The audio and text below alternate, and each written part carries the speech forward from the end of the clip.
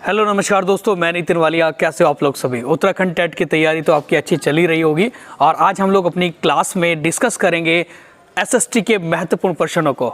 तो पहले क्वेश्चन की अगर बात की जाए तो लोकतंत्र के मूल्यांकन के संदर्भ में इनमें से कोई एक लोकतांत्रिक व्यवस्थाओं के अनुरूप नहीं है, उसे चुनिएगा। जो लोकतांत्रिक व्यवस्थाओं के अनुरूप नहीं है, हमें वो कथन चुनना है। इसमें वो देखेंगे हम लोग। ऑप्शन नंबर फर्स्ट है कि बहुसंख्यकों का शासन। देखो, क्या ऐसा होता है लोकतांत्रिक देश के अंदर कि बहुसंख्यक जो लोग होते हैं, जैसे हमारे इंडिया के अंदर हिंदू ज़्यादा मात्रा में है, तो क्या हिंदुओं का शासन होगा? जी नहीं, ऐसा नहीं होगा। तो यहाँ पर यही ऑप्शन बिल्कुल गलत हो जाएगा। ठीक है, बहुसंख्यकों का शासन जो है, मतलब मेजोरिटी रूल जो है वो नहीं होता लोकतांत्रिक व्यवस्था के अंदर।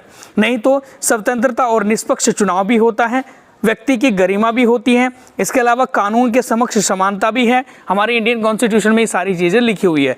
ओके, पहले को छोड़कर नंबर नेक्स्ट हम लोग बात करेंगे प्रश्न की। बड़ा अच्छा क्वेश्चन है हमारा, वो है कि भारत के चुनाव लोकतांत्रिक है, यह बताने के लिए इनमें से कौन सा कारण सही नहीं है। तो कौन सा कारण इनमें सही नहीं है कि भारत में चुनाव जो है लोकतांत्रिक है? ऑप्शन नंबर फर्स्ट है कि भारत में दुनिया के सबसे शक्तिशाली, सबसे अधिक मतदाता हैं। जी बिल्कुल सही है, सबसे ज़्यादा जो एक मतदाता है इंडिया देश में है। नंबर सेकंड ऑप्शन है हमारा कि भारत में चुनाव आयोग काफ़ी शक्तिशाली है। देखो, ये ऑप्शन थोड़ा सा गलत हो सकता है, लेकिन अगले ऑप्शन की अगर मैं बात करूंगा तो हम लोग पहले उनको देख लेते हैं। तो भारत में 18 वर्ष से अधिक आयु का हर व्यक्ति मतदाता है। जी हाँ, बिल्कुल सही है। ऑप्शन नंबर डी है कि भारत में चुनाव हारने वाली पार्टी जनादेश स्वीकार कर लेती है। जी हाँ, जनता के द्वारा जो भी निर्णय दिया गया है उसे स्वीकार करती है। तो यहाँ पर गलत हो जाएगा ऑप्शन नंबर बी, क्योंकि सबसे शक्तिशाली होना ये ऐसा बिल्कुल सही नहीं है, क्योंकि अन्य देशों के अंदर भी तो क्या है कि चुनाव आयोग अलग तरीके से है, शायद बेहतर हो सकता है। ठीक है, तो नंबर नेक्स्ट हम लोग बात करेंगे प्रश्न की। तो वो है हमारा अच्छा क्वेश्चन है कि ये है कि निम्न में से किस देश ने सर्वप्रथम अपने नागरिकों को सार्वभौमिक है यहाँ पर, तो सार्वभौमिक वयस्क मताधिकार प्रदान किया था। ठीक है, तो यहाँ पर वो कौन सा देश है? तो सही आंसर होगा इंडिया, भारत, क्योंकि भारत के कॉन्स्टिट्यूशन में है सार्वभौमिक वयस्क मताधिकार के आधार पर हम लोग किसी भी प्रतिनिधि को चुनते हैं। नंबर नेक्स्ट हम लोग बात करेंगे प्रश्न की। भारतीय न्यायपालिका के बारे में निम्नलिखित कथनों में से कौन सा कथन गलत है?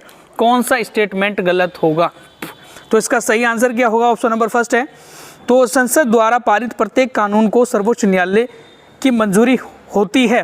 देखो, ऐसा नहीं है, ऐसा नहीं होगा कि संसद के द्वारा जो भी कोई कानून पारित होता है तो प्रत्येक कानून को सर्वोच्च न्यायालय की मंजूरी जरूरी होती है, ऐसा तो नहीं है भाई। ऑप्शन नंबर फिर भी हम लोग आगे देख लेते हैं और कौन कौन से इसमें सही रहेंगे, गलत हो सकते हैं। ऑप्शन नंबर बी है कि अगर कोई कानून संविधान की भावना के खिलाफ है तो न्यायपालिका उसे अमान्य घोषित कर देगी। जी बिल्कुल सही है। अगर कोई कानून ऐसा बना दिया जाता है जो कॉन्स्टिट्यूशन के खिलाफ है या नागरिकों के खिलाफ है, तो इसीलिए सुप्रीम कोर्ट उस पर सुप्रीम कोर्ट उस पर निर्णय लेती है और सुप्रीम कोर्ट उसे अमान्य घोषित कर सकती है। ऑप्शन नंबर सी है हमारा, न्यायपालिका कार्यपालिका से स्वतंत्र होती है। जी बिल्कुल सही है। ऑप्शन नंबर डी है कि अगर किसी नागरिक के अधिकारों का उल्लंघन होता है तो वह न्यायालय उसका सुझाव करेगी। जी हाँ, ये भी सही है भाई। तो ऑप्शन नंबर फर्स्ट इसमें गलत था। नंबर नेक्स्ट हम लोग बात करेंगे प्रश्न की। तो वो है कि भारत में महिलाओं के हेतु आरक्षण की व्यवस्था है। देखो, अभी हाल ही में पार्लियामेंट ने बिल पास कर दिया है, महिला आरक्षण बिल, जो विधानसभा और लोकसभा के अंदर महिलाओं को आरक्षण देगी। लेकिन लोकसभा और विधानसभा के अंदर ये आरक्षण नहीं था, तो इसीलिए ये जो क्वेश्चन है वो पहले की तर्ज पर आधारित है। लेकिन अब अगर क्वेश्चन ऐसे आता है, वैसे तो अभी हमारे उत्तराखंड टेट में तो ये क्वेश्चन नहीं आएगा जो वर्तमान में करंट अफेयर वाला, लेकिन अगर वो क्वेश्चन देगा भी तो पुराने आधार पर देगा। तो इनमें से जैसे कि ये क्वेश्चन है कि भारत में महिलाओं के लिए आरक्षण की व्यवस्था जो है, तो वो थी हमारी option number D is the right है, पंचायती राज व्यवस्थाओं में। पंचायती राज के अंदर 33% आरक्षण महिला को, 1/3 जो रिजर्वेशन है वो महिलाओं की सीटों का होता है। नंबर नेक्स्ट हम लोग बात करेंगे प्रश्न की। तो वो है निम्नलिखित 3 कथनों पर विचार कीजिएगा। 3 स्टेटमेंट को हमें देखना है, तो क्या ये बताते हैं हमें।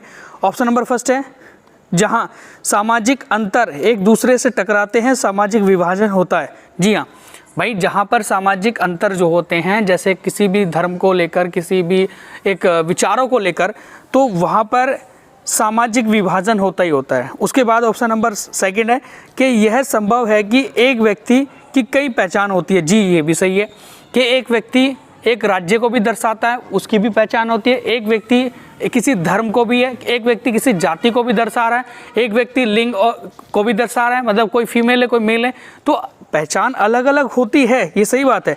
ऑप्शन नंबर थर्ड हमारा है कि सिर्फ भारत जैसे बड़े देशों में ही सामाजिक विभाजन है, ये बिल्कुल गलत हो जाएगा, ऐसा नहीं है, अन्य देशों के अंदर भी विभाजन सामाजिक विभाजन होता है।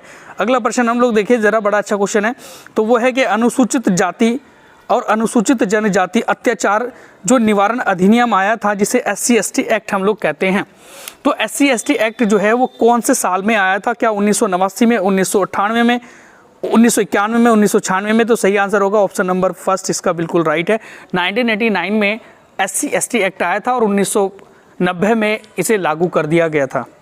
अगली बात हम लोग करें प्रश्न की, तो वो है कि भारतीय संविधान के किस अनुच्छेद के द्वारा ऐसे नागरिकों को वकील उपलब्ध कराने का उत्तरदायित्व राज्य को सौंपा गया है जो गरीबी और किसी और कारण से वकील नहीं कर सकते हैं? तो ऐसे बहुत सारे इंडिया के अंदर व्यक्ति हैं, परिवार हैं, लोग हैं जो एक केस को लड़ने के लिए वकील तक नहीं कर सकते हैं, तो राज्य सरकार उनकी मदद कर सकती है कि उनके लिए वकील उपलब्ध करा सकती है, और ये राज्य सरकार का दायित्व है, क्योंकि हमारे भारतीय संविधान का एक ऐसा भाग है जिसे कहते हैं राज्य के नीति निर्देशक तत्व, भाग नंबर 4 DPSP। उसमें राज्य सरकार जो है वो भारतीय मतलब जो नागरिक है राज्य के, उनके लिए बहुत सारी व्यवस्था करती है। तो इसमें से वो कौन सा आर्टिकल है जो ये व्यवस्था करता है? तो ऑप्शन नंबर फर्स्ट है हमारा article number 39A, option number B है अनुच्छेद 35 है, ऑप्शन नंबर सी है 51 है, और ऑप्शन नंबर डी है 23। तो सही आंसर हो जाएगा ऑप्शन नंबर फर्स्ट, बिल्कुल राइट है, क्योंकि यही हमारे DPSP वाले भाग के अंदर आता है। अगला प्रश्न हम लोग देखें जरा, क्वेश्चन बड़ा महत्वपूर्ण है कि निम्नलिखित प्रदेशों में से, निम्नलिखित राज्यों में से किस में सबसे कम लोकसभा सीटें हैं? तो कौन सा ऐसे स्टेट है इनमें से जिसमें लोकसभा सीटें सबसे कम है? तो भाई इसका सही आंसर हो जाएगा हिमाचल प्रदेश, क्योंकि हिमाचल प्रदेश के अंदर 4 सीटें हैं, और इसके अलावा उत्तराखंड के अंदर जो है सीटों की संख्या वो 5 है लोकसभा की, ठीक है। झारखंड के अंदर जो है वो ज़्यादा सीटें हैं, और छत्तीसगढ़ के अंदर भी ज़्यादा सीटें हैं। अगला प्रश्न हम लोग देखेंगे ज़रा, अच्छा क्वेश्चन है हमारा, वो है कि निम्नलिखित परिस्थिति में से किस मौलिक अधिकार का उल्लंघन हो रहा है? देखो नीचे कोई एक यहाँ पर स्टेटमेंट दिया गया है, तो पहले से ही बता दिया गया है कि निम्नलिखित परिस्थितियों में से किस मौलिक अधिकार का उल्लंघन हो रहा है, क्योंकि भारत के अंदर कई प्रकार के 6 प्रकार के मौलिक अधिकार का वर्णन है कॉन्स्टिट्यूशन में।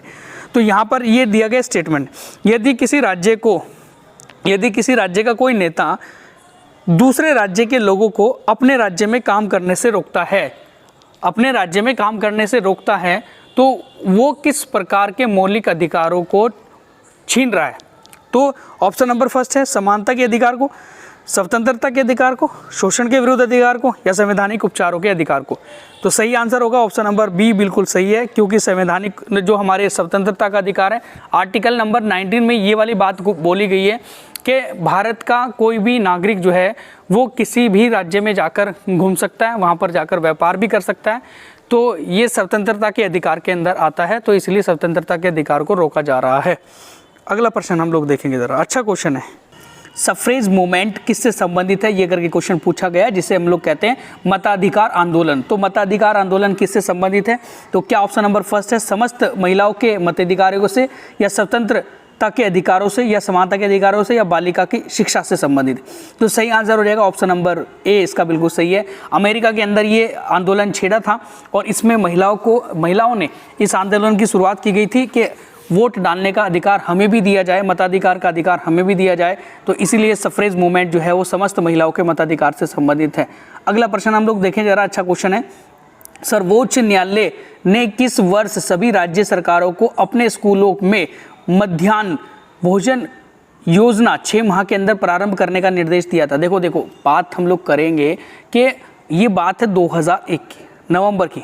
तो 2001 नवंबर की बात है तो सर्वोच्च न्यायालय ने ये आदेश दे दिए गए थे कि भाई सभी राज्य अपने स्कूलों में 6 महीने तक या 6 महीने के अंदर अंदर जो मिड डे मील है इसकी शुरुआत करेंगे ही करेंगे। वैसे तो मिड डे मील की शुरुआत जो हुई थी 1995 में हुई थी, 1995 में हुई थी, और पहला राज्य है जिसमें मिड डे मील की शुरुआत हुई थी वो है तमिलनाडु, अगर कभी प्रश्न पूछ लिया जाता है तो आपसे, ठीक है। तो ये यहाँ पर 2001 इसका सही आंसर है, जो सुप्रीम कोर्ट ने पूरी तरीके से आदेश दिए थे सभी राज्यों को कि 6 महीने के अंदर अंदर अपने मिड डे मील की शुरुआत की जाए। नंबर नेक्स्ट हम लोग बात करेंगे प्रश्न की, तो वो है कि महात्मा गांधी ने किस वर्ष अहमदाबाद में साबरमती आश्रम की स्थापना की थी। देखो भाई 9 जनवरी सन 1915 में 1915 में महात्मा गांधी भारत आए थे, और भारत आने के बाद उन्होंने 1917 में 1917 में साबरमती आश्रम, जहाँ खाली जगह पड़ी थी साबरमती नदी के तट पर अहमदाबाद में, तो वहाँ पर उन्होंने साबरमती आश्रम की स्थापना की थी। अगला प्रश्न हम लोग देखें ज़रा, निम्नांकित में से किसने विधवा पुनर्विवाह संघ की स्थापना करी? देखो विधवा पुनर्विवाह जो एक कार्य था उसके लिए जो लोगों ने प्रयत्न किया तो वो अलग थे, लेकिन यहाँ क्वेश्चन पूछा गया कि विधवा पुनर्विवाह संघ की स्थापना किसने करी थी? तो सही आंसर होगा ऑप्शन नंबर सी, बिल्कुल राइट है, विष्णु शास्त्री पंडित के द्वारा यहाँ पर इसका सही आंसर हो जाएगा। नंबर नेक्स्ट हम लोग बात करेंगे प्रश्न की, बड़ा अच्छा क्वेश्चन है कि निम्नांकित में से कौन मराठा संघ का प्रथम पेशवा था? देखो मराठा संघ जो हुआ करते थे, जैसे यहाँ पर बात की जाए तो राजा थे, तो जैसे शिवाजी राजा थे, संभाजी राजा थे, शाहू राजा थे, लेकिन उनके एक प्रधानमंत्री हुआ करते थे। पेशवा मतलब प्रधानमंत्री हुआ करते थे। तो एक सबसे पहला जो पेशवा बना था एक पूरे मराठा संघ के अंदर, तो उनका नाम था बालाजी विश्वनाथ। बालाजी विश्वनाथ, ये बात है हमारी 1713 की। 1713 में पहली बार बालाजी विश्वनाथ जो साहू के टाइम पर पेशवा बने थे। अगला प्रश्न हम लोग देखेंगे ज़रा, बड़ा अच्छा क्वेश्चन है। ईस्ट इंडिया कंपनी के चाय व्यापार के एकाधिकार को खत्म किया गया था, कब किया गया था? तो सही आंसर होगा ऑप्शन नंबर डी, बिल्कुल सही है, क्योंकि 1833 के चार्टर एक्ट के तहत ही ईस्ट इंडिया कंपनी के जो चाय का व्यापार का एकाधिकार था चीन के साथ में, उसे खत्म कर दिया गया था, क्योंकि वो 20 सालों के लिए था और 1813 में उसे सुचारू रूप से चलाया गया था, मतलब उसे बढ़ा दिया गया था 20 साल के लिए 1813 में। तो यहाँ पर 1833 इसका सही आंसर हो जाएगा, option number D is the right है। नंबर नेक्स्ट हम लोग बात करेंगे प्रश्न की, तो वो है कि निम्नांकित में से कौन अवध राज्य का संस्थापक था? मतलब अवध जिसे आज हम लोग लखनऊ कहते हैं, तो अवध राज्य का जो संस्थापक था कौन था? तो इसका सही आंसर हो जाएगा ऑप्शन नंबर बी, बिल्कुल राइट है, क्योंकि सादत खान बुरहान उल मुल्क जो हैं वही अवध राज्य का संस्थापक कहा जाता है। नंबर नेक्स्ट हम लोग बात करेंगे प्रश्न की, तो वो है हमारा कि औरंगजेब के विरुद्ध, औरंगजेब के खिलाफ 1669 के जाट विद्रोह का नेता कौन था? तो 1669 में जो जाट विद्रोह हुआ था तो उसका नेता कौन था? ये पहला जाट विद्रोह था, तो इसका नेता था यहाँ पर गोकुला। ये गोकुला जो थे वो पहले एक जाट विद्रोह जो था अंग्रेजों के, मतलब मुगल सम्राट औरंगजेब के जो खिलाफ किया गया था उसका नेता था। इसमें गोकुला हार गया था और औरंगजेब की सेना जीत गई थी। अगला प्रश्न हम लोग बात करेंगे, तो वो है हमारा हैदराबाद स्थित चार मीनार का निर्माण किसने करवाया था? तो हैदराबाद में जो चार मीनार है उसका निर्माण किसने करवाया था? तो सही आंसर होगा ऑप्शन नंबर बी, बिल्कुल सही है, कुली कुतुब शाह के द्वारा उसका निर्माण करवाया गया था। कुली कुतुब शाह के द्वारा निर्माण करवाया गया था हैदराबाद में स्थित चार मीनार का। नंबर नेक्स्ट हम लोग बात करेंगे प्रश्न की, तो वो है कि सूची फर्स्ट है और सूची सेकंड है, तो दिए गए कुटों का सही उत्तर छांटिएगा। देखो यहाँ पर हमें क्या करना है कि कई सारे हमें स्टेटमेंट दिए गए, उनके सामने उसका एक हमें सही आंसर छांटना है। तो यहाँ पर तैमूर का आक्रमण जो था वो 1206 में तो था नहीं भाई, ये तो गलत हो जाएगा। 1990 में खिलजी क्रांति नहीं हुई थी, ये भी गलत है। 1333 में इब्न बतूता भारत आया था, ये जी बिल्कुल सही है। 1333 में इब्न बतूता भारत में आया था, ये बिल्कुल सही है, और मोरक्को का एक ये यात्री था। और 1398 में कुतुबुद्दीन ऐबक की मृत्यु नहीं हुई थी, ये गलत है। देखो यहाँ पर तैमूर का आक्रमण भारत पर 1398 में था, खिलजी क्रांति जो हुई थी वो 1296 में हुई थी, और इसके अलावा यहाँ कुतुबुद्दीन ऐबक की जो मृत्यु हुई थी वो 1210 में हुई थी। तो ये मैंने इसके सही आंसर दिए हैं। अगला प्रश्न हम लोग बात करेंगे, तो वो है निम्नांकित में से कौन स्वयं को ईश्वर का अभिशाप कहलाने में गर्व करता था?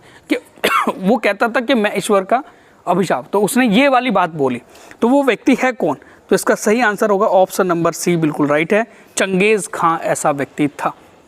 नंबर नेक्स्ट हम लोग बात करेंगे प्रश्न की, तो वो है कि निम्नांकित में से किसके शासनकाल के दौरान मलिक मोहम्मद जायसी ने पद्मावत की रचना की थी।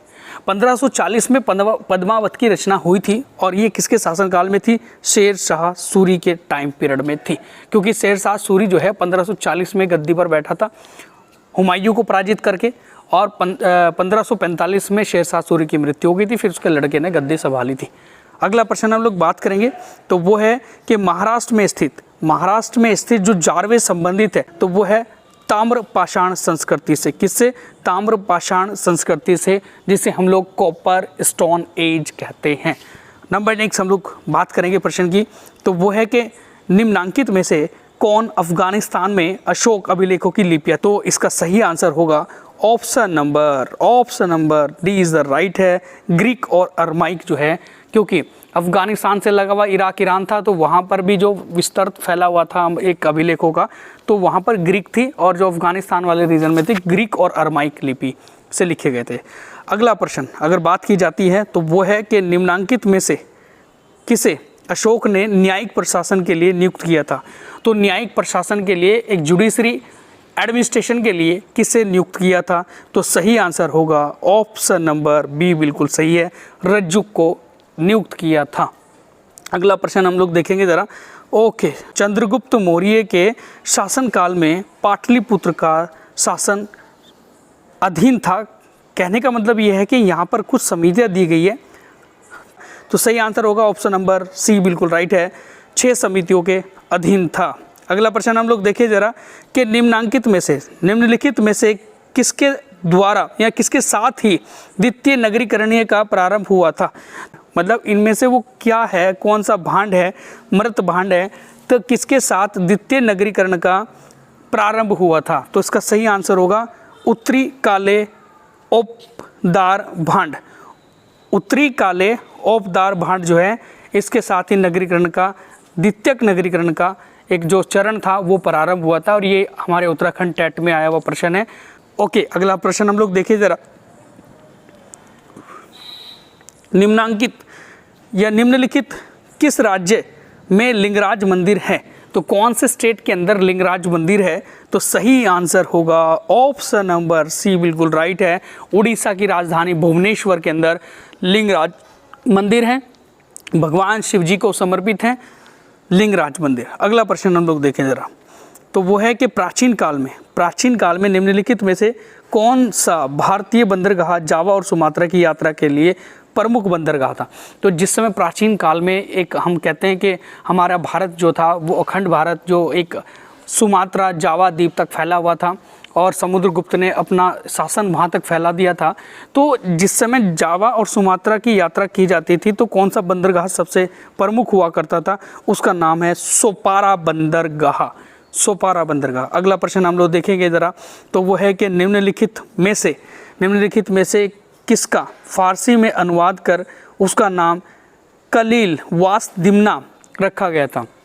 कलीला वास दिमना भी इसे कहते हैं हम लोग, ये नाम रखा गया था, तो किसका अनुवाद किया गया था? तो सही आंसर होगा ऑप्शन नंबर सी, बिल्कुल राइट है, पंचतंत्र जो है विष्णु शर्मा के द्वारा लिखी गई है, और उसके बाद यहाँ पर 8वीं शताब्दी या फिर 9वीं शताब्दी की शायद बात है, 8वीं से 9वीं के बीच में, तो जिस समय यहाँ पर कलील वास दिमना जो है उसकी रचना हुई थी, और ये पंचतंत्र का एक रूप है, पंचतंत्र की भांति है, जिसमें बहुत सारी चीज़ें प्रकृति के बारे में भी वर्णन किया गया है।